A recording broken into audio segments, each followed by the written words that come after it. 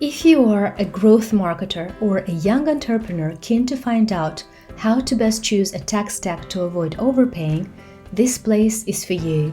How to choose less to do more. Any ambitious, growth-oriented marketer knows asking great questions is a competitive advantage. It helps you find the details many wouldn't either have an eye for yet, or it's your job as a marketer or as an entrepreneur to be so well informed of what's happening that might influence your business that you can simply not afford not knowing. This podcast, Which Apps for Business, was created with this particular thought in mind. Give curious marketers who have a purpose gain also ammunition in the form of knowledge, especially first-hand knowledge, via means of first-hand interviews with CEOs and founders to help them decide which tech stack or apps or platforms can make a difference to either scale or make cost-effective decisions. Today we're discussing Clubhouse app, and our guest is Head of Communications of Clubhouse, Grey Munford.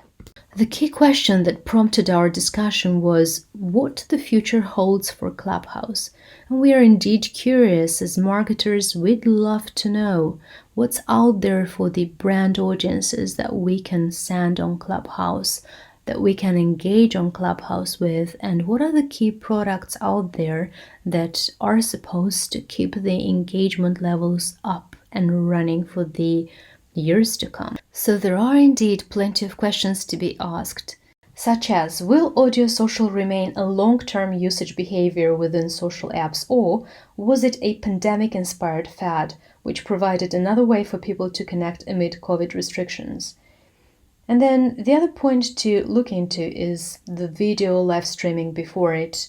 Audio social has become less compelling probably as it's been more and more widely available, because as with all media, while anyone can create, the capacity to share compelling, interesting content consistently is not universal.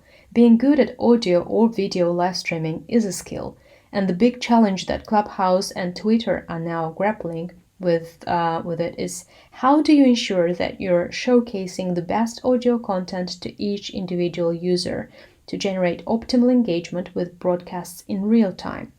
That said, discoverability of the quality content on the app becomes quite a substantial factor in its usage. Now, talking about the usage, I've been on the app since February 21, during its highest peak this year.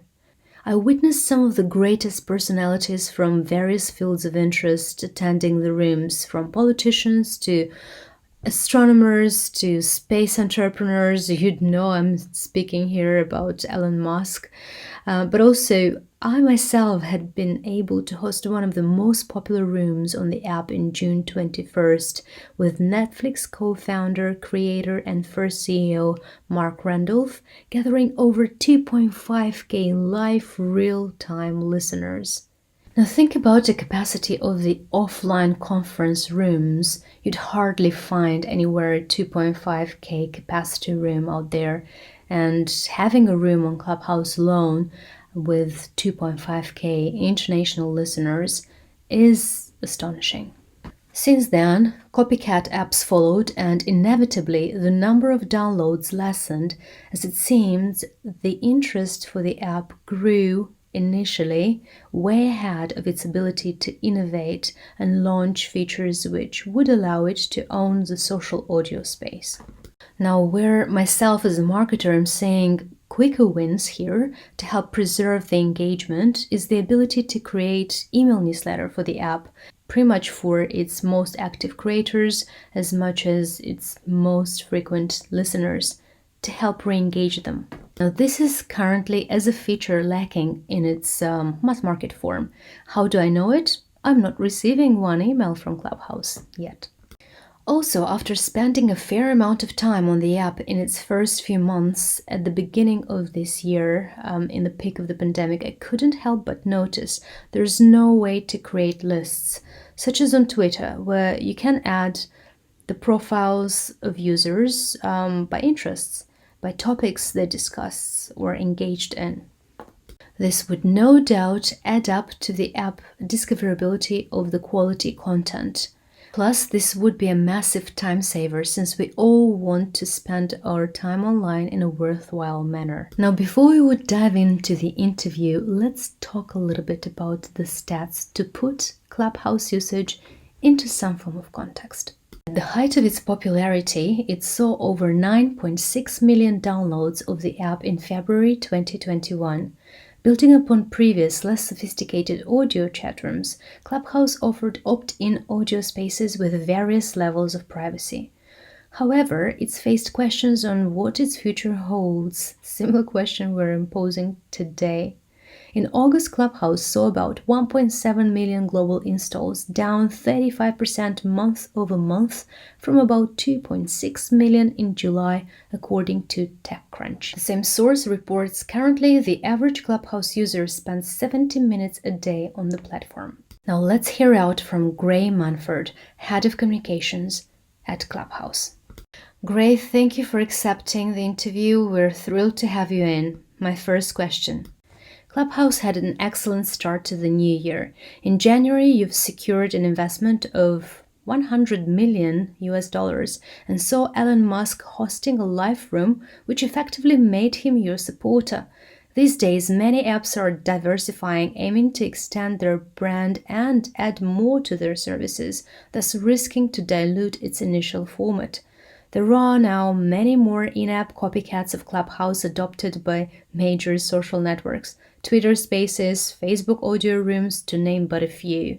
Do you think Clubhouse is in need of diversification to stay afloat, or is its proposition strong enough to resist the noise and grow further?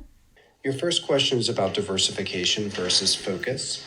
So one of the things that the Clubhouse co-founders, Paul and Rohanna repeatedly said is they believe that focus is one of our biggest advantages at Clubhouse because social audio is the sum total of what we do. It allows us to focus on delivering for the community and the creators on the platform every hour of every day versus having to worry about 30 other features or a core experience to which social audio is some sort of attack on.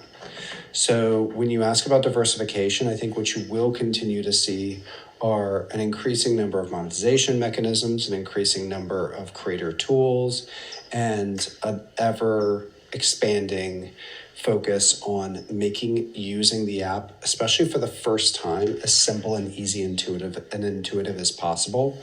But ultimately, the goal is to keep our focus squarely on social audio. I was hoping you'd say so, Grey. If I'm honest, I don't think I would be a massive fan of Clubhouse if the app would diversify in any way that its competitors are trying now to do, simply because its specialization is social audio, and to me, it's the kind of app that discovered this trend at this larger scale. Now I'd gladly pass on the mic to my co-moderator, Jonathan Fink, who will ask you the second question we prepared for you. There have been a few major releases lately, adding DMs, dropping the invite requirement, adding a new special audio to live rooms, supporting creators with creative tools, etc. The latter contains a link to Brands and Monetization tab, which invites brands to contact Clubhouse creators for sponsorships. Who becomes a qualified creator to have Clubhouse mediate the sponsorship? And how do you see this monetization features expanding? So for your second question around new features, yes, we recently rolled out the back channel, which has been immediately embraced and kind of become a beloved feature amongst the community. We saw about 10 million back channel messages sent in the first 24 hours and 90 million sent in the first week. I'm sure it's in the billions now because it's become such a routine part of people's Clubhouse experience. And you're going to continue to see a series of new features added on a rolling basis, including one we're adding later this week. On the monetization front, so we have payments available in the US and we're rolling that out into different markets right now. We have things like tipping, subscriptions, ticketed events that are coming later this year. And then on the sponsorship front, we're working on a creator brand marketplace that will connect brands, agency partners, etc., with creators so that they can sponsor rooms. This product roadmap, to me, reveals your active focus on creators, as well as the room accessibility, which in turn might, and I'm not saying would, rather might here, prompt creators to create exclusive quality content and rooms to justify its paid or member-only access. Hence, my third question is connected to access, a form of exclusivity. So what I'm wondering about is, major streaming platforms have introduced subscription options. For instance, Netflix is subscription only. YouTube has the ad-free version, YouTube Premium. Spotify subscription is likewise an option. Will there be a monthly payment option Clubhouse will look to adopt for streaming premium regular content? For your third question, at this time, there are no plans for a platform-level subscription. One of our goals with Clubhouse is to democratize access to social audio and ensure that creators from all over the world, if they are interested, can make their voices heard, can connect, can meet new people. This is a core part of our offering. That said, never say never, and I definitely think there will be individual club subscriptions or creator subscriptions, but that will be on the club creator level, not the platform level. Thank you, Grey, for sharing. Subscription modeling isn't off the table for club creators. In fact, it wouldn't be unheard of in the industry to see creator subscriptions surpassing in member volume the platform's own member count. During my Brighton SEO paid social show this year, when training growth marketers on the use of YouTube for business, I did share a curious fact. The largest channel on YouTube, with over 100 million subscribers at the moment, belongs to a Swedish gamer called 𝗿𝗏𝗏, who has a 3-tier subscription model, which is entirely independent from YouTube's own subscription proposition. Offering the option to its members to listen to quality content in exchange for privileged access is one feature I'd personally particularly welcome as a creator.